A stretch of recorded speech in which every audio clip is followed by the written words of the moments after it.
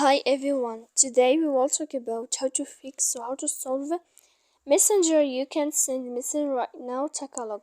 To know how to fix or how to solve Messenger, you can send message right now. Tagalog. You should just go to settings like this. We will click. After that, in this page, you will go to apps, default apps, app settings. When you will see this list, you will go down to find the application of Messenger and you will enter.